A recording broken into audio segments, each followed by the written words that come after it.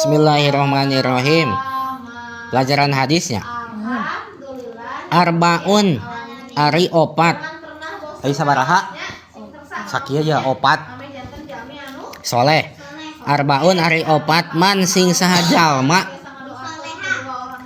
Kuna anu bukti itu nu opat pihi eta aya di jalma.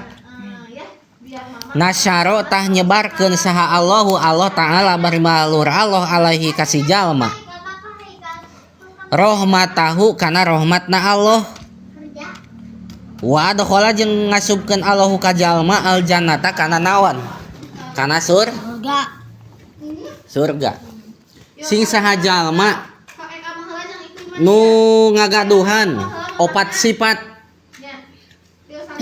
sing saha jalma nu ngagaduhan naon cenah opat perkara maka eta jalma nu ngagaduhan opat perkara bakal dinaon bakal dipasihkeun dipasihan rahmat ku Allah nu seueur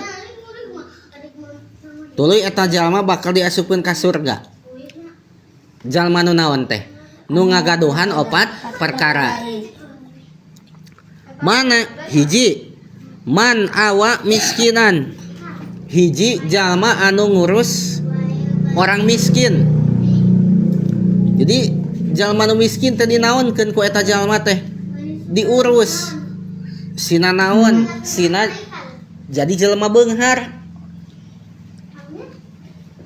karunya si itu teh kunaon jalma miskin diurus ku urang teh diusahakan supaya jadi temiskin jadi jelma beunghar tah urang nu ngurus kitu ku Allah bakal diberi rahmat jeung bakal diasupkeun ka surga eta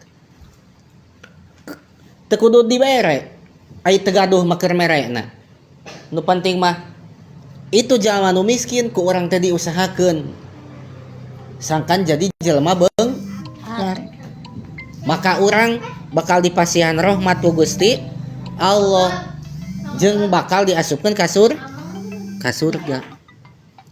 Dua warohima doipa. Dua jalma anu mikanyaah ka jalma anu lemah. Saha cenah nomor kaduana? Jalma anu mikanyaah ka jalma anu lemah. Warohima doipa teh. Jadi jelema anu lemah tapi kanyaah ku urang dan naon da lemah naon lemahna teh lemah we lemah imana lemah fisikna lemah pangabisana da lemah pangabisana dipikanyaah ku urang teh ditulungan naon we maka urang anu mikanyaah ka jalma anu lemah ku Allah bakal dipasihan rahmat jeung bakal diasupkeun ka surga.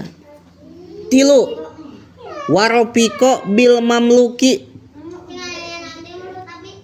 Naon waropiko bil mamluki teh?